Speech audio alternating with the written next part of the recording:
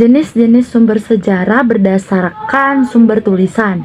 Yang pertama adalah pengertian sumber sejarah berdasarkan tulisan, yaitu sumber sejarah yang diperoleh dari peninggalan-peninggalan tertulisan catatan peristiwa.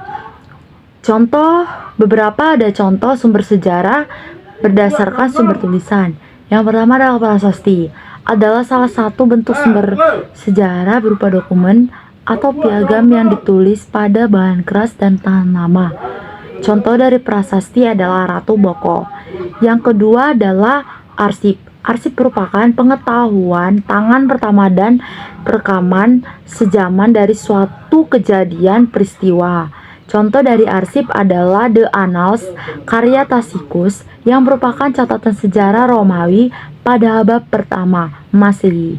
Karya ini merupakan gambaran yang mendalam tentang periode tersebut. Yang ketiga yaitu naskah kuno. Naskah kuno merupakan teks yang ditulis atau disalin secara manual pada masa lampau. Contoh dari naskah kuno yaitu The Vedas merupakan teks-teks kuno suci dalam agama Hindu yang diyakini oleh India kuno. Vedas mengandung pengetahuan tentang agama, filsafat. Contoh ketiga dari sumber tulisan adalah surat kabar atau bisa disebut juga dengan koran. Surat kabar adalah lembaran cetak yang berisikan laporan serta pemberitaan mengenai suatu kejadian yang terjadi di lingkungan masyarakat. Contohnya surat kabar Kompas. Yang berikutnya adalah buku. Buku adalah karya tulis yang diterbitkan berupa cetakan pada kumpulan lembaran yang berisikan suatu informasi atau pengetahuan mengenai suatu hal. Contohnya ensiklopedia sejarah dunia.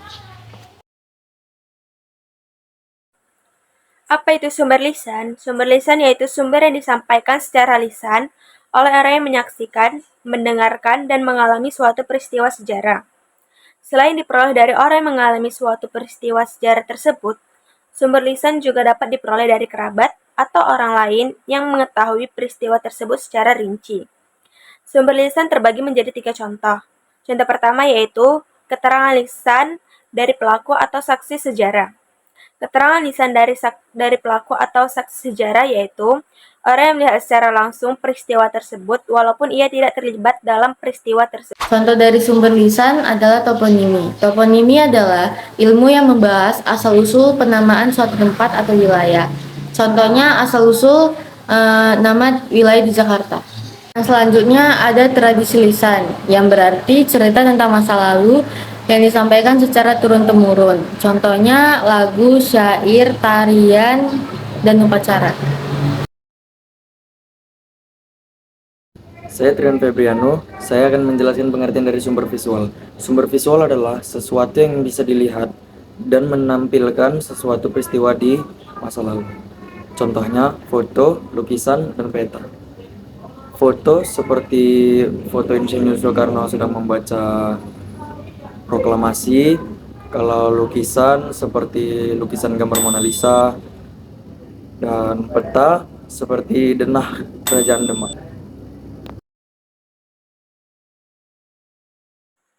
Apa itu audiovisual? Audiovisual yaitu video yang menampilkan gambar dan suara, serta menampilkan suasana di masa lalu. Contohnya, video dan film dokumenter. Video yaitu media elektronik yang berfungsi untuk merekam, menyalin, memutar, menyiarkan, dan menampilkan media visual yang bergerak. Sedangkan film dokumenter yaitu film yang berkaitan secara langsung dengan fakta, yang berusaha untuk menyampaikan kenyataan dan bukan kenyataan yang direkayasa.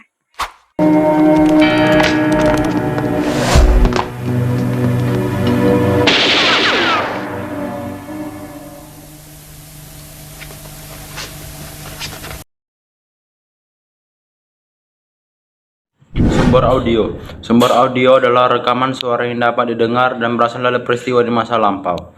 Contoh dari sumber audio ini adalah rekaman suara. Rekaman suara adalah rekaman yang dapat didengar dan berasal dari peristiwa-peristiwa di masa lampau. Contoh pada kesempatan kali ini yang saya ambil adalah tentang pidato asli Bung Tomo yang menggelegar pada 10 November 1945. Bismillahirrahmanirrahim. Merdeka! Saudara-saudara, rakyat jelata di seluruh Indonesia. Hai teman-teman, perkenalkan nama saya Glenn Samuel Situmorang. Pada kesempatan sebelumnya, teman-teman saya yang lain telah menjelaskan mengenai sumber-sumber sejarah, yakni Gratia dan Adiva yang menjelaskan mengenai sumber tulisan, Isabella dan Adiva yang menjelaskan mengenai sumber lisan, Trian yang menjelaskan mengenai sumber visual, Kirat yang menjelaskan mengenai sumber audio, dan Isabella yang menjelaskan mengenai sumber audiovisual.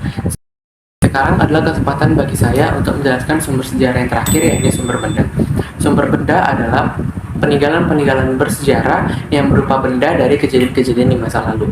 Apakah teman-teman pernah mendengar mengenai fosil, artefak, dan rumah bolon? Nah, contoh-contoh tersebut adalah bagian dari sumber benda. Artefak adalah peninggalan-peninggalan budaya yang berupa benda-benda buatan manusia di masa lalu. Sedangkan fosil adalah peninggalan makhluk hidup atau sisa-sisa jejak makhluk hidup yang terawetkan secara alami. Contoh dari artefak adalah artefak peninggalan peralatan-peralatan cara makhluk hidup dalam zaman Paleolitiko. Sedangkan fosil, contohnya adalah fosil dinosaurus. Selain artefak dan fosil, contoh terakhir adalah bangunan.